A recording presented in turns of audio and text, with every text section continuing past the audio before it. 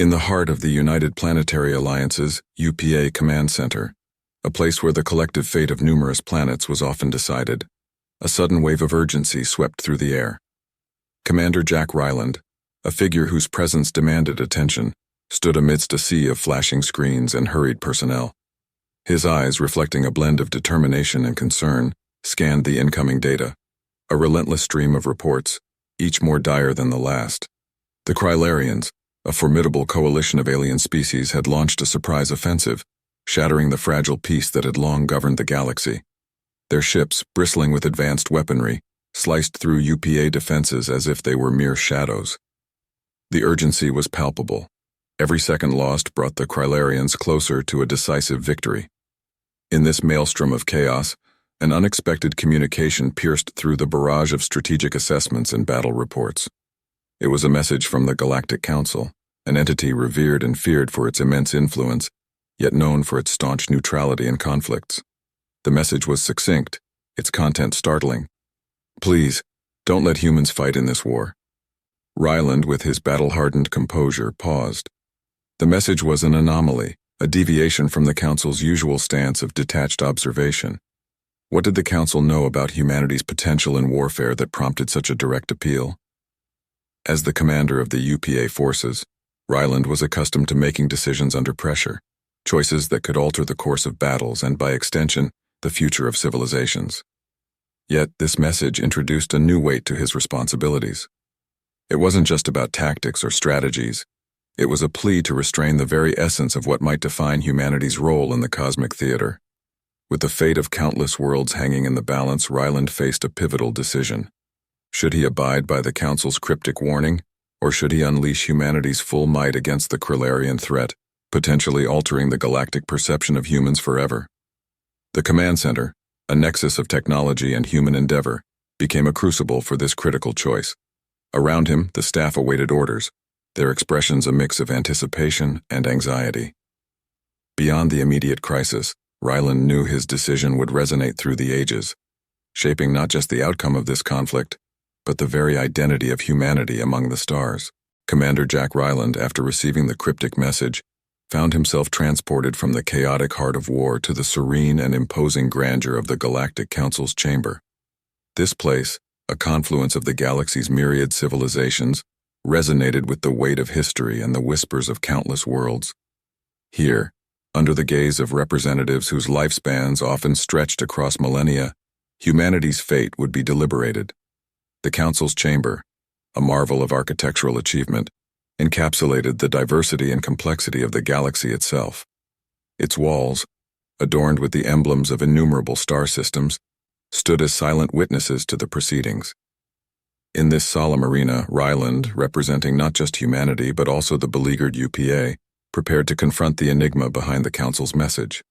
The Council's leader, an entity whose form seemed to shift subtly, reflecting its long and storied existence, addressed Ryland. With a voice that seemed to echo the depth of space itself, it spoke of humanity's unique essence, an unpredictable variable that had long intrigued and concerned the galaxy's older civilizations.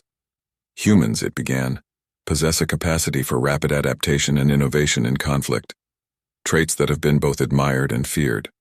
Your species' entrance into the galactic stage has been watched closely, and your potential in warfare, while not fully understood, is deemed to be profoundly disruptive. Ryland listened intently, his mind racing to grasp the implications. The Council elaborated on ancient galactic histories, times when burgeoning civilizations had unleashed their martial might too freely, leading to cataclysms that echoed through the ages. The underlying message was clear. The galaxy had witnessed the rise and fall of many, and the potential for humans to tilt this delicate balance was a risk the Council seemed unwilling to take. Yet within Ryland, a counter-argument brewed. Was it just to constrain humanity's defense based on speculative fears? Did the right to survival not warrant tapping into every available resource, especially when faced with an existential threat like the Cryarian onslaught? The chamber became a crucible for debate, with various representatives voicing their perspectives. Some echoed the Council's caution, fearing the unknown ramifications of unleashing humanity's full martial potential. Others argued for the principle of self-determination, advocating that humanity should not be restrained by the shadows of past civilizations' failures. As the debate swirled around him, Ryland felt the weight of history pressing down. His decision would not only affect the immediate conflict, but also shape humanity's place in the cosmic order. Would he heed the Council's warning, or would he champion humanity's right to defend itself, unfettered by the fears of older, distant worlds?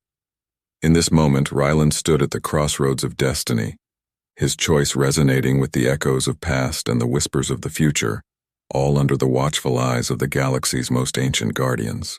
Commander Jack Ryland, after a tumultuous debate within the Grand Chamber of the Galactic Council, returned to the heart of conflict with a resolution forged in the crucible of cosmic diplomacy. He had chosen to trust in humanity's ability to navigate the treacherous waters of this galactic conflict, to wield their ingenuity and spirit not as a weapon of last resort, but as a beacon of hope in the dark tide of war. As Ryland rejoined his fleet, the situation was dire. The Crylarians, with their advanced technology and relentless strategy, had pushed the United Planetary Alliance to the brink. Human forces, previously held in reserve amidst the Council's deliberations, were now deployed en masse, their arrival on the battlefield a spark in the shadow of looming defeat. Human soldiers, pilots, and tacticians brought with them an unpredictable dynamism that the Crylarians had not encountered. Guerrilla tactics, previously unthought of strategic maneuvers, and a relentless drive to adapt and overcome began to shift the balance. Where UPA forces had been predictable, humans introduced chaos into the order, exploiting gaps that no algorithm could anticipate. On ground skirmishes, human troops utilized the terrain to their advantage, setting traps and ambushes that turned their disadvantages into strengths. In the vastness of space, human pilots maneuvered with a daring that bordered on the reckless, yet it was this very unpredictability that fractured the Crylarian formations. Ryland, overseeing this chaotic symphony of warfare, felt a mix of pride and trepidation. Each report of a successful engagement was tempered by the knowledge of the destruction unleashed. He witnessed the raw potential of humanity in conflict, a force that could indeed tip the scales, but at what cost? The Crylarians, for their part, struggled to adapt to this new variable. Their strategies, so effective against other UPA members, faltered in the face of human ingenuity and resilience. The tide of the battle began to turn, with each human-led counteroffensive sowing confusion and disarray among the enemy ranks. Yet with each victory, the specter of the Council's warning loomed larger. Was this the potential they feared? The ability of humans not just to fight but to redefine the nature of the conflict itself? As the war progressed, Ryland was forced to confront these questions head-on. The battlefield was no longer just a theater of war, but a test of humanity's essence, a demonstration of their capacity for both destruction and ingenuity.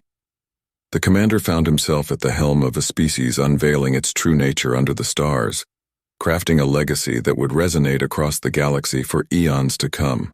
As the tide of war began to turn, Commander Jack Ryland witnessed the unfolding consequences of his decision to unleash humanity's full potential in the conflict.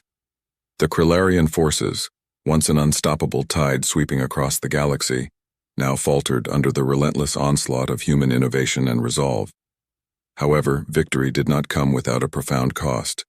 The aftermath of battles revealed landscapes scarred by the ravages of war, once vibrant planets reduced to smoldering ruins. Civilian casualties mounted, and the fabric of interstellar society was torn, leaving a legacy of grief and displacement. The human forces, though triumphant, bore the weight of their losses, with the echoes of their sacrifices reverberating through the ranks. Ryland, standing amidst the ruins of a liberated planet, grappled with the duality of his victory. He saw firsthand the resilience and courage of his troops, who had defied the odds and altered the course of the conflict. Yet the haunting vistas of destruction and the mourning of countless beings across the galaxy served as a stark reminder of the war's brutality. The war's conclusion brought not just relief, but a time for reflection. The UPA, recognizing the pivotal role humanity had played, found itself reevaluating its stance on human participation in galactic affairs. The Crylarian threat had been quelled, but at the expense of awakening humanity's latent capacity for warfare, a capacity that had both salvaged and shaken the interstellar community. In the post-war period, Ryland became a figure of both admiration and scrutiny.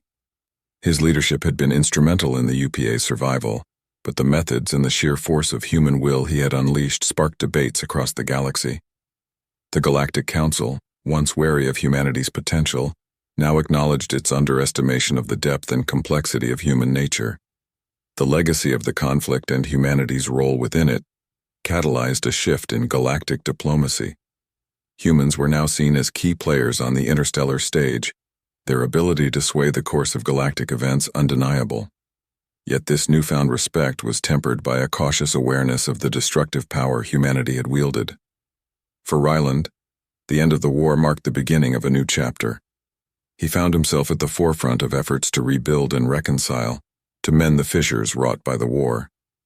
The commander, once a military strategist, now took on the role of a peacemaker, striving to ensure that the lessons of the conflict would guide humanity toward a future where their strength would be harnessed for creation, not destruction. In the aftermath of the war, as the galaxy tentatively stepped onto the path of recovery, Commander Jack Ryland found himself in a role he had never envisioned. Once a tactician dedicated to the art of warfare, he now emerged as a harbinger of peace and unity, embodying the duality of human nature, the capacity for both destruction and profound creation. The war had irrevocably altered the interstellar landscape. Worlds lay in ruin, and the fabric of galactic society was frayed, yet there was a palpable sense of new beginnings. The United Planetary Alliance, bolstered by the valor and resilience of humanity, initiated a massive reconstruction effort, extending a hand of solidarity to even the most distant corners of the galaxy. Humanity's role in the conflict, especially the ingenuity and spirit they displayed, had not only turned the tide of the war but had also sparked a reevaluation of their position within the galactic community. The same creativity that had devised unconventional strategies in battle was now channeled into rebuilding and healing the scars left by the conflict. Under Ryland's leadership, Earth became a beacon of hope and collaboration. He spearheaded initiatives that leveraged human technological and diplomatic prowess, transforming war-ravaged zones into hubs of innovation and cooperation. Former battlefields gave way to interstellar forums where once hostile factions came together to forge a shared future. The Galactic Council, once skeptical of humanity's unpredictable nature, now viewed Earth's inhabitants with a new respect, acknowledging their integral role in shaping the galaxy's destiny. Humanity was granted a seat at the table, not just as a member of the galactic community, but as a key architect of its future. For Ryland, the transition from commander to peacemaker was a journey of introspection and growth. He traveled across the galaxy, sharing Earth's vision of a united interstellar society, one that embraced diversity and learned from the past. His efforts were met with enthusiasm and, occasionally, skepticism, but the momentum toward a collective future was undeniable. As new alliances formed and old animosities faded, the galaxy began to witness the emergence of a new era, one marked by cooperation and a shared sense of purpose. Humanity's journey, from a fledgling species to a galactic linchpin, served as a testament to their resilience and capacity for change. If you like this story, please click on the like button and subscribe. This means a lot to me and motivates me to make better stories. At 1,000 subscribers, I will post a special video as a token of appreciation.